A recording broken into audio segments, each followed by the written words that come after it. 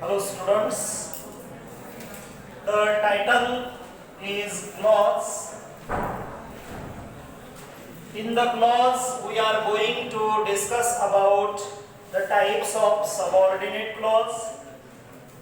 The first type of subordinate clause is noun clause, and in the noun clause we are going to discuss the functions of noun clause. When any subordinate clause function as a subject of verb, object of verb, object of preposition, object of infinitive, object of participle, in apposition to noun or pronoun and complement to verb, that time that subordinate clause is known as noun clause.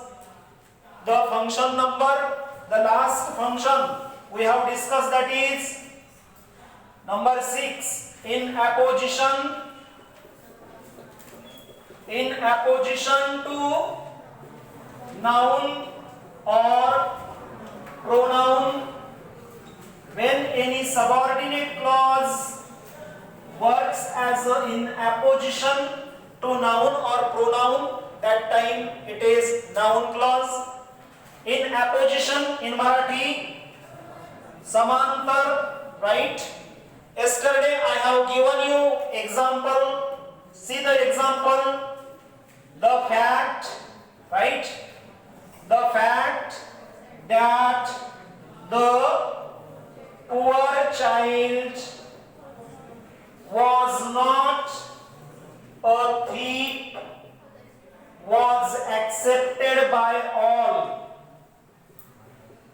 Was accepted by all. See here, this example is given. You have already written this example, but we have to discuss and we have to understand how the subordinate clause function in apposition to noun or pronoun. Look here, the fact, this is subject, correct? That is a conjunction. The poor is the subject, the poor child is the subject, and was is a finite verb. It means in this given sentence that the poor child was not a thief. This underlined part is a subordinate clause because there is beginning with subordinating conjunction. The poor child is subject and was is a finite verb. Subordinate clause मध्ये दिलाय का? Okay. The fact was accepted by all. हा main clause आहे. The fact was accepted by all. दोन वेगवेगळे clause करा म्हटलं तर कसे करता येतील? दोन वेगवेगळे क्लॉज करा म्हटलं कसं करता येईल? मेन क्लॉज कोणता आहे? मेन क्लॉज कोणता? The fact was accepted by all. And what is the subordinate clause? That the poor child was not a thief. काय अर्थ होतो याचा? The fact म्हणजे सत्य, खरी गोष्ट. खरी गोष्ट कोणती खरी गोष्ट? की तो गरीब मुलगा चोर नव्हता, ही खरी गोष्ट. कोणती खरी गोष्ट? की तो गरीब मुलगा चोर नव्हता, ही गोष्ट. बरोबर आहे? ती खरी गोष्ट was accepted by all म्हणजे सर्वांकडून स्वीकारली गेली. ते खरं सर्वांकडून स्वीकारलं गेलं, पण कोणतं खरं? कोणतं खरं? की तो लहान मुलगा, तो गरीब मुलगा चोर नव्हता, हे. बरोबर आहे? याच्यामध्ये काय होतंय? हा जो सब्जेक्ट आहे, ह्या सब्जेक्टच्या बरोबरीच समांतर काम हा पुढचा सबऑर्डिनेट क्लॉज करतो. समांतर काम करतो म्हणजे याला जेवढी किंमत आहे तेवढीच किंमत इथं कुणाला आहे? सबऑर्डिनेट क्लॉजला आहे. आता ही आहे नाउन फ्रेज. आणि पुढे काय दिलाय हा सबऑर्डिनेट क्लॉज. हा सबऑर्डिनेट क्लॉज काय म्हणून काम करतोय तर ह्या नाउन फ्रेजला समांतर म्हणून काम करतोय. कोण? सबऑर्डिनेट क्लॉज नाउन फ्रेजला समांतर काम करतोय. म्हणजे तो सबऑर्डिनेट क्लॉज कोण असेल? नाउन क्लॉज असेल. नाउन फ्रेजला समांतर काम करतोय म्हणजे नाउन क्लॉज असेल. ही फ्रेज आहे, इकडे क्लॉज आहे. इथं फायनाइट वर्ब नाही म्हणून फ्रेज आहे, इथं फायनाइट वर्ब आहे म्हणून क्लॉज आहे. फरक एवढाच. समांतर काम. ऑब्लिक टाकले बघा मी, ऑब्लिक. समांतर म्हणजे याचं जे काम आहे तेच याचं काम आहे. मग काल आपण डिस्कस केलं, याच्यावरून 2 एक्झाम्पल तयार होऊ शकतात. 2 सब्जेक्ट आपण तयार करू शकतो. कोणते 2 सब्जेक्ट? हे the fact was accepted by all. आणि दुसरं वाक्य कसं तयार होऊ शकतंय? that the poor child was not a thief was accepted by all. मला आता याच्यामध्ये सांगा, हा सब्जेक्ट आहे. कोण आहे हा सब्जेक्ट? नाउन फ्रेज आहे. खालच्या वाक्याचा सब्जेक्ट कोण आहे? that the poor child was not a thief. हा सब्जेक्ट आहे का? इथवरी the fact सब्जेक्ट, खाली that the poor child was not a thief हा सब्जेक्ट है ना. हे दोन्हीही सब्जेक्ट इथं एकाच जागेवर आलेत का? दोन्ही सब्जेक्ट इथं एकाच जागेवर आलेत आणि समांतर काम करत आहेत. समांतर काम करत आहे. इथला सब्जेक्ट हा नाउन फ्रेज आहे, पण इथला सब्जेक्ट हा नाउन क्लॉज आहे. आणि तुम्हाला मी फर्स्ट फंक्शन शिकवलंय. पहिलं फंक्शन काय? Subject of verb. आता बघा इथं जो हा सबऑर्डिनेट क्लॉज आहे, हा सबऑर्डिनेट क्लॉज सब्जेक्टचं काम करतोय म्हणून हा नाउन क्लॉज आहे. असं वेगळं लिहिल्यामुळं फंक्शन कोणतं बनतंय? सब्जेक्ट ऑफ वर्बचं फंक्शन बनतंय, हे वेगळं वाक्य लिहिल्यामुळं. पण इथं लिहिल्यामुळं काय होतंय? Noun clause function in apposition to noun और प्रोनाउन. मग आता हे जे सबऑर्डिनेट क्लॉज आहे ह्या नाउनला अपोजिशन करतोय का समांतर? हा सबऑर्डिनेट क्लॉज ह्या नाउनला काय म्हणून काम करतोय? समांतर म्हणून काम करतोय. कसं काम करतोय? समांतर. बरोबर आहे का? समजतंय का हे? घ्या लिहून.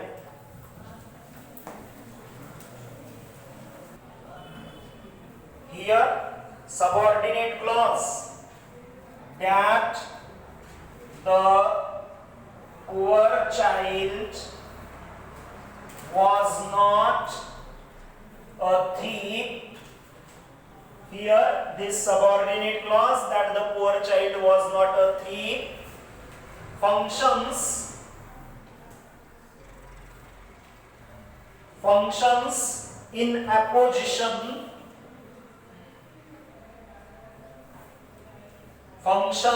in apposition to noun phrase. कोणती आहे noun phrase? The fact. So it is noun clause. Full stop.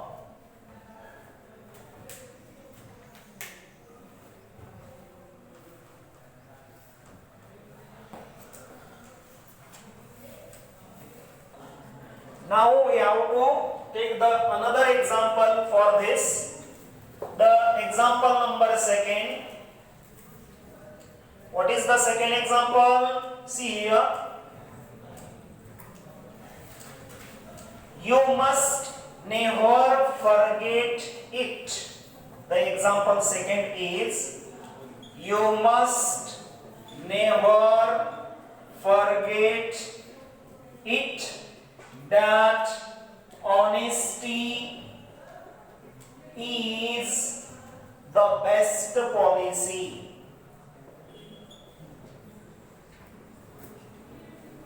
Now see the board. What is written? You will get the time. Look here. You must never forget it. अर्थ काय होतो? तुम्ही ते विसरलंच नाही पाहिजे. You must never forget it. तुम्ही ते विसरलंच नाही पाहिजे. काय विसरलं नाही पाहिजे? की honesty is the best policy. प्रामाणिकपणा हा खूप चांगला गुणधर्म आहे, हे विसरलं नाही पाहिजे. सबऑर्डिनेट क्लॉज कुठं दिलाय? शोधा तुम्ही, आता सहज शोधू शकता. मोठ्याने सांगा. That the honesty is the best policy. This is subordinate clause. In the subordinate clause, where is the subordinating conjunction? That. Right? This that is given in the list of noun clause. आहे का? noun clause च्या list मध्ये आहे का हे conjunction? आहे. बर, subordinate clause मध्ये कंजक्शन झाल्यावर कोण असतं? सब्जेक्ट असतो. त्याच्यानंतर सबऑर्डिनेट क्लॉजचा त्याचा स्वतःचा फायनाइट वर्ब असतो. कंजक्शन आहे, सब्जेक्ट आहे, फायनाइट वर्ब आहे. हा सबऑर्डिनेट क्लॉज आहे. आहे का? आहे. Confirm 100%. Okay. You must never forget it. तुम्ही ते विसरलं नाही पाहिजे. आहे का? इथं यू हा सब्जेक्ट, मस्ट नेव्हर फॉरगेट हे फायनाइट वर्ब आणि इट हे कोण आहे? ऑब्जेक्ट आहे. ओके. ऑब्जेक्ट आहे. नाउन आहे का प्रोनाउन आहे?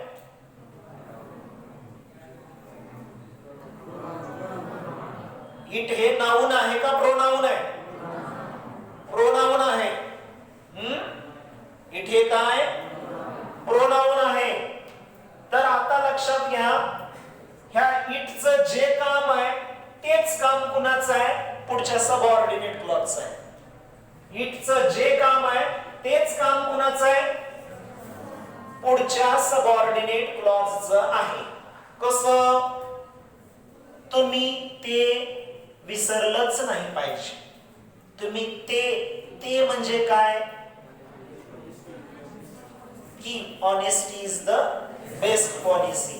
म्हणजे आपण असं करू शकतो, इथं ऑब्लिक टाकू शकतो. कुणाला ऑब्लिक? ह्या इटला ऑब्लिक. ह्या इटची जी किंमत आहे ना, तीच किंमत कुणाची आहे? पुढच्या सबऑर्डिनेट क्लॉजची आहे. बरोबर? म्हणजे आता इथं हा सबऑर्डिनेट क्लॉज समांतर काम करतोय कुणाला? या प्रोनाउनला. सबऑर्डिनेट क्लॉज इथं कुणाचं काम करतोय? ह्या प्रोनाउनला समांतर काम करतोय. मग आता प्रोनाउनला जर समांतर काम करत असेल तर तो नाउन क्लॉजच असणार. का तर प्रोनाउनला समांतर नाउन असतं, नाउनला समांतर प्रोनाउन असतं. नाउनच्या ऐवजी कोणता शब्द वापरला जातो? प्रोनाउन वापरला जातो. नाउनच्या ऐवजी, है ना, नामाच्या ऐवजी वापरल्या जाणाऱ्या शब्दाला सर्वनाम असे म्हणतात. है ना? बरोबर का? Pronoun is a word used instead of noun. नामाच्या ऐवजी वापरल्या जाणाऱ्या शब्दाला सर्वनाम असं म्हणतात. इथं हा सर्वनाम आहे आणि ह्या सर्वनामाची बरोबरी हा पुढचा सबऑर्डिनेट क्लॉज करत आहे. मग बरोबरी करतोय, समांतर आहे, अपोजिशन आहे कुणाला? प्रोनाउनला. हा सबऑर्डिनेट क्लॉज. म्हणून हा सबऑर्डिनेट क्लॉज कोण आहे? नाउन क्लॉज आहे. कन्फर्म, डेफिनेट, 100% कोण आहे? नाउन क्लॉज आहे. बर, ह्या प्रोनाउनला आपण कमी केलं, प्रोनाउनलाच कमी केलं आपण. बघा काय होतंय बरं? You must never forget that honesty is the best policy. तरी हा नाउन क्लॉजच आहे, पण फंक्शन बदलतंय. कसं बदलतंय? कोणत्या फंक्शन मध्ये बसतंय? तुम्ही जे आतापर्यंत फंक्शन शिकलात ना, आता कोणत्या फंक्शन मध्ये बसतंय? सबऑर्डिनेट क्लॉज काय म्हणून आहे इथं? आता इथं सबऑर्डिनेट क्लॉज आता ऑब्जेक्ट म्हणून आहे. ऑब्जेक्ट ऑफ वर्ब, दुसरं फंक्शन. आणि जर इथं इट टाकलं तर मात्र काय होतंय? अपोजिशन म्हणून काम करतंय. मग हे फंक्शन झालं कोणतं? कोणतं noun clause function in apposition to noun और प्रोनाउन, एवढंच, बदल काहीच नाही. हा सबऑर्डिनेट क्लॉज नाउन क्लॉज आहे, हे क्लिअर समजलं पाहिजे. राईट. मग आता खाली लिहित असताना कसं लिहिणार? हियर सबऑर्डिनेट क्लॉज कोणता आहे subordinate clause? That honesty is the best policy, है ना. ते इथं आपल्याला लिहिता येईल that honesty is the best policy. Okay. Functions in opposition to pronoun. कुणाला समांतर काम करतोय? प्रोनाउन. कोणतं pronoun? It. So it is noun clause. Write down.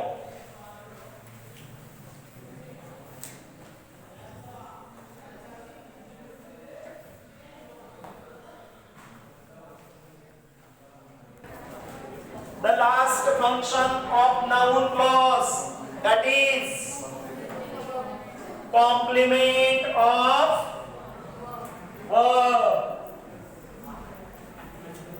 The last function of noun clause is complement. Number 7.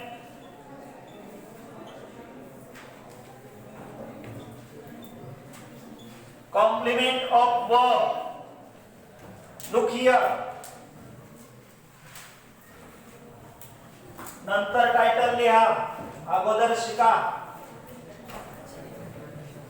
Direct लिहून घेत जाऊ नका. Look here. Complement कशाला म्हणायचं ते अगोदर शिकूया. कॉम्प्लिमेंट समजतंय? कॉम्प्लिमेंट. सप्लिमेंट माहित आहे तुम्हाला? सप्लिमेंट म्हणजे उत्तरपत्रिका, त्याला एक सप्लिमेंट जोडली जाते. त्याच्यावरचे मार्क्स आणि याच्यावरचे मार्क्स तेवढ्याच किमतीचे असतात. का सप्लिमेंट आहे म्हणून त्याच्यावर मार्क्स दिले जात नाहीत किंवा चेक केलं जात नाही असं आहे का? नाही. तसंच बघूया कॉम्प्लिमेंट काय आहे. Complement for example, Ramesh is a doctor. याच्यामध्ये जे वर्ब वापरलंय हे फायनाइट वर्ब, हे इनकम्प्लीट प्रिडिक्शन मधलं आहे. म्हणजे हे इनट्रान्झिटिव्ह वर्ब आहे. अशा वर्बच्या समोर ऑब्जेक्ट येऊ शकत नाही. कोणकोणते वर्ब आहेत असे? एम आहे, इज आहे, आर आहे, वॉज आहे, वेअर आहे. ओके. यांच्या पुढे हॅव देखील आहे. हॅड. ओके. आता लक्षात घ्या, Ramesh is a doctor. Ramesh subject आहे. Is finite verb. Okay, verb आहे. राईट. हे काय? अ डॉक्टर.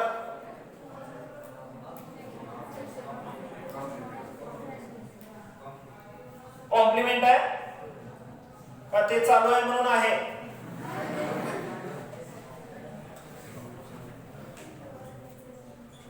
Ramesh eats mangoes. याच्यामध्ये सांगा, Ramesh subject, eats finite verb V5, mangoes object आहे. रमेशची खाण्याची क्रिया मँगोज वर होते, म्हणजे हे मँगोज कोण आहे? ऑब्जेक्ट आहे. तसं रमेशची असण्याची क्रिया डॉक्टर वर होते, असं आहे का? नाही. रमेश आणि डॉक्टर दोन्ही एकच आहे. रमेश आणि डॉक्टर हे वेगवेगळे लोक आहेत का? दोन्हीही एकच आहे, है ना. काही जण रमेशला रमेश नावानं बोलवतात, काही जण त्याला डॉक्टर नावानं बोलवतात. व्यक्ती एकच आहे. बरोबर आहे. म्हणजे सब्जेक्ट म्हणजेच हे भाग आणि हा म्हणजेच सब्जेक्ट.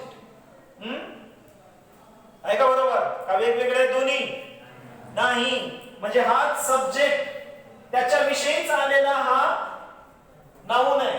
हा नाउन याच्याविषयीच हा नाउन आलाय, म्हणजे हा कॉम्प्लिमेंट आहे. कळतंय तुम्हाला? कॉम्प्लिमेंट म्हणलं की सब्जेक्ट आणि तो पुढचा आलेला नाउन हा एकाच बाबतीत असतो, त्याला म्हणायचं कॉम्प्लिमेंट. ही तर रमेश आणि मँगोज वेगवेगळे आहेत का? नीट नीट नीट विचार करा. रमेश वेगळा आहे, मँगोज वेगळे आहेत. रमेशनं मँगोज खाल्ल्यानंतर मँगोज कमी होतील का? आणि रमेशचं पोट भरेल, हो ना? मँगोजवर ऍक्शन होईल का नाही खाण्याची? तसं इथं रमेशची असण्याची ऍक्शन होते का डॉक्टरवर?